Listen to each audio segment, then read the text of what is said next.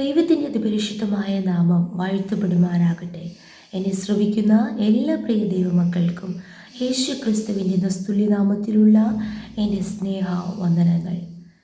അതേ പ്രിയമുള്ളവരെ, നമ്മുടെ ദൈവമായ കർത്താവ് നമ്മെ വിടുവിക്കുവാൻ, നമ്മെ രക്ഷിക്കുവാൻ, നമ്മെ സൗഖ്യമാക്കുവാൻ, നമ്മെ കരുതുവാൻ, നമ്മെ അനുഗ്രഹിക്കുവാൻ നിശ്ചയമായി നമ്മുടെ അടുക്കൽ വരും. പലപ്പോഴും നാം പറയുന്ന വാക്കുകളുണ്ട്, കർത്താവ് എന്നെ മറന്നു കളഞ്ഞു, ദൈവത്തിനും പോലും എന്നെ വേണ്ട, ദൈവം പോലും എന്നെ തള്ളിക്കളഞ്ഞു, എനിക്ക് ആരുമില്ല. അല്ല പ്രിയമുള്ളവരെ, ഹോശിയ പ്രവചനം 6-ാം അധ്യായം അതിൻ്റെ 3-ാം വചനത്തിൽ നാം ഇങ്ങനെ വായിക്കുന്നു: നാം അറിഞ്ഞുകൊള്ളുക, യഹോവയെ അറിവാൻ നാം ഉത്സാഹിക്കുക.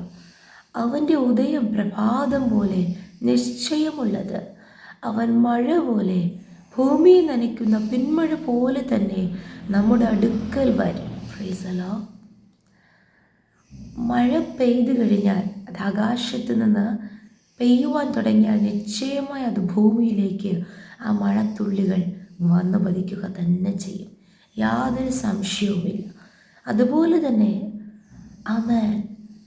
സൂര്യൻ്റെ ഉദയം പ്രഭാതം അത് നിശ്ചയമാണ്. ഒരു രാത്രി കഴിഞ്ഞാൽ അടുത്തൊരു പ്രഭാതമുണ്ടാകും.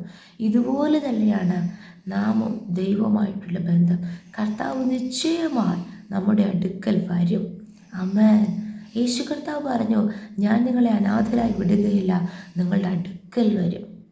Praise the Lord. നമ്മുടെ അടുക്കൽ വന്ന് മകനെ മകളെ ഭയപ്പെടേണ്ട എന്ന് പറയുവാൻ യഥാർത്ഥമായി നമ്മുടെ ദൈവത്തിന് മാത്രമേ കഴിയത്തുള്ളൂ. ആ ദൈവത്തിൽ നിന്ന് നാമാണ് പലപ്പോഴും അകന്നു പോകുന്നത്. ആയതിനാൽ ഇന്ന് പകൽക്കാലം കർത്താവ് നമ്മെ ഓരോരുത്തരെയും ബുദ്ധി ഉപദേശിക്കുന്നു, ദൈവത്തിങ്കിലേക്ക് മടങ്ങി വരിക. എങ്ങനെ മടങ്ങി വരണം? അതിൻ്റെ 5-ാം അധ്യായം 15-ാം വചനത്തിൽ വായിക്കുന്നു: അവർ കുറ്റം ഏറ്റു പറഞ്ഞ് എൻ്റെ മുഖം അന്വേഷിക്കുവോളം ഞാൻ മടങ്ങിപ്പോയി എൻ്റെ സ്ഥലത്തിരിക്കും.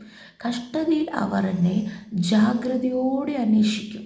അതെ, കഷ്ടത വരുമ്പോൾ, പ്രതിസന്ധികൾ വരുമ്പോൾ നാം ദൈവത്തെ ജാഗ്രതയോടെ അന്വേഷിക്കുന്നവരാണ്. എന്നാൽ ദൈവം നമ്മിൽ നിന്ന് പ്രതീക്ഷിക്കുന്നത് നമ്മുടെ കുറ്റം ഏറ്റുപറഞ്ഞ്, പാപം ഏറ്റുപറഞ്ഞ്, അനുതപിച്ച് മനസ്സാന്തരത്തോടെ നാം കർത്താവിൻ്റെ മുഖം അന്വേഷിക്കുവോളം കർത്താവ് നമ്മുടെ അടുക്കൽ വരാൻ ഇറങ്ങി വന്നിരിക്കുന്നു. എന്നാൽ കർത്താവ് മടങ്ങിപ്പോയി തൻ്റെ സ്ഥലത്തിരിക്കും. ആയതിനാൽ നാം ചെയ്യേണ്ടത്, നാം കർത്താവിലേക്ക് മടങ്ങി വരിക. നമ്മുടെ കുറ്റം, നമ്മുടെ പാപങ്ങൾ നാം ഏറ്റു പറഞ്ഞ് ഉപേക്ഷിച്ച് കർത്താവിൻ്റെ മുഖത്തേക്ക് നോക്കുകയാണെങ്കിൽ നിശ്ചയമായി അതിൻ്റെ 6-ാം അധ്യായം 1 മുതൽ വായിക്കുന്നു: വരുവിൻ, നാം യഹോവയുടെ അടുക്കലേക്ക് ചെല്ലുക, അവൻ നമ്മെ കടിച്ചു കീറിയിരിക്കുന്നു, അവൻ സൗഖ്യമാക്കും. ദൈവം കടിച്ചു കീറിയാൽ, അതായത് ദൈവത്താൽ ചില പ്രതിസന്ധികൾ നമ്മുടെ ജീവിതത്തിൽ കടന്നു വന്നാൽ ദൈവത്തിന് മാത്രമേ അതിൽ നിന്ന് നമ്മെ വിടുവിക്കുവാൻ കഴിയത്തുള്ളൂ. അവൻ നമ്മെ അടിച്ചിരിക്കുന്നു, അവൻ മുറിവ് കെട്ടും. എത്ര മനുഷ്യർ മുറിവ് കെട്ടിയാലും അതിനൊരു സൗഖ്യവും വരത്തില്ല. കർത്താവ് നമ്മുടെ മുറിവുകളെ കെട്ടും. 2 ദിവസം കഴിഞ്ഞിട്ട് അവൻ നമ്മെ ജീവിപ്പിക്കും.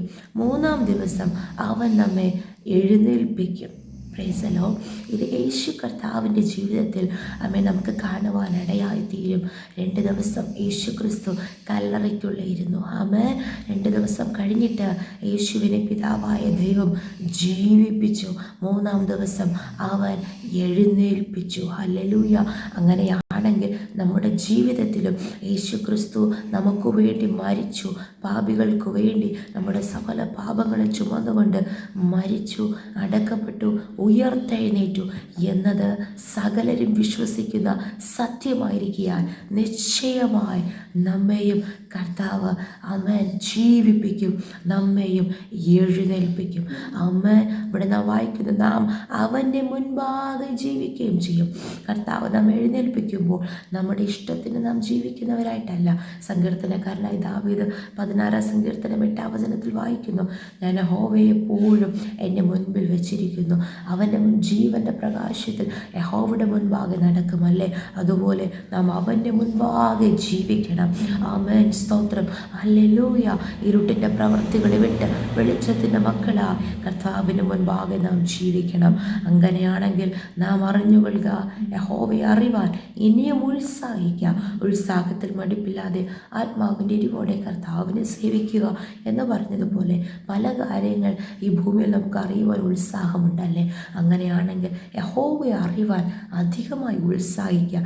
നിശ്ചയമായി കർത്താവ് നമ്മുടെ അടുക്കൽ വരും, നമ്മെ രക്ഷിക്കും, നമ്മെ വിടുവിക്കും, നമ്മെ അനുഗ്രഹിക്കും.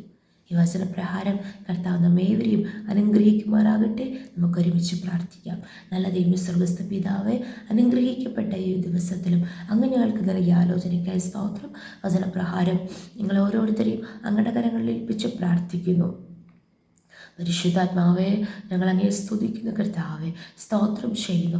ഈ നാളുകളിൽ കർത്താവിലേക്ക് കുറ്റം ഏറ്റുപറഞ്ഞ്, പാപം ഏറ്റുപറഞ്ഞ്, മാനസാന്തരത്തോടെ, യഥാർത്ഥമായ രൂപാന്തരത്തോടെ ദൈവത്തിലേക്ക് മടങ്ങി വന്ന കർത്താവെ, യേശുവേ, ഞങ്ങളുടെ അടുക്കൽ ഇറങ്ങി വന്ന് ഞങ്ങളെ രക്ഷിക്കുന്ന, വിടുവിക്കുന്ന, സ്നേഹിക്കുന്ന, മാറോടണയ്ക്കുന്ന ആ കർത്താവിൻ്റെ കരുതലുകളും ദൈവീക കർത്താവെ അമേനാമെ നടത്തിപ്പും അനുഭവിക്കുവാൻ കർത്താവ് സഹായിക്കണമേ. നിശ്ചയമായി കർത്താവേ, ഹല്ലേലൂയ, പലവിധമായ മുറിവുകളോടും ഭാരങ്ങളോടും ഇരിക്കുന്ന ഓരോ വ്യക്തികളെയും അങ്ങ് സൗഖ്യമാക്കി, അങ്ങ് ജീവിപ്പിച്ച് എഴുന്നേൽപ്പിക്കുന്നതിനാൽ സ്തോത്രം ചെയ്യുന്നു. അങ്ങയുടെ കരങ്ങൾ താഴ്ത്തുന്നു, സമർപ്പിക്കുന്നു. പ്രാർത്ഥന കേട്ടതിനാൽ സ്തോത്രം. യേശു ക്രിസ്തുവിൻ്റെ അധികാരമുള്ള നാമത്തിൽ പ്രാർത്ഥന കേൾക്കണം സ്വർഗ്ഗസ്ഥ നല്ല പിതാവേ. Amen, amen, amen. May God bless U.